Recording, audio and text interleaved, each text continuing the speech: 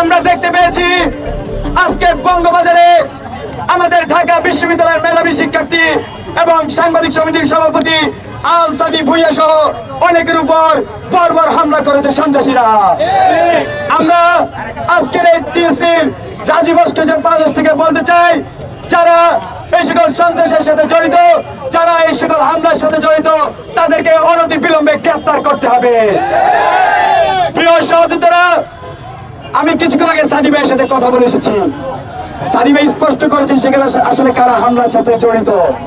তিনি বলেছেন সেই ফ্যাসিবাদের দোসর আওয়ামী লীগের দালাল চামিনী, যিনি কিনা ঢাকা সিটি কর্পোরেশনের বহিষ্কৃত কাউন্সিলর, সেই চামিনী এবং তার সাথে যোগ দিয়েছে এই শাহবাগ থানার এক বিএনপি নেতা, তার নাম স্বপন।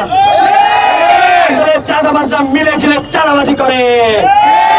এই স্বপন এবং চামিনীকে অনতি বিলম্বে গ্রেফতার করতে হবে।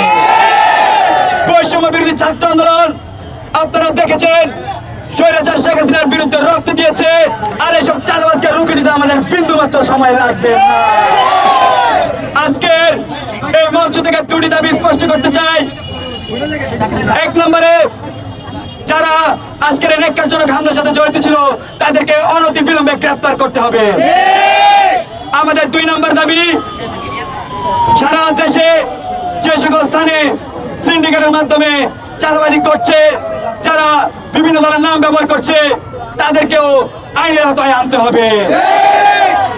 প্রিয় সহযোদ্ধারা, বৈষম্য বিরোধী ছাত্র আন্দোলন আগামীর দিনও সন্ত্রাস, চাঁদাবাজ, দুর্নীতির বিরুদ্ধে একসাথে কাজ করে যাবে। এছাড়াও আমরা বৈষম্য বিরোধী ছাত্র আন্দোলন অতি সত্বর সারা দেশে একটি কুইক রেসপন্স টিম গঠন করতে যাচ্ছি, যার মাধ্যমে যেখানে সন্ত্রাস, চাঁদাবাজ, দুর্নীতি দেখবো, সেই কুইক রেসপন্স টিম অতি দ্রুত সেখানে রেসপন্স করবে।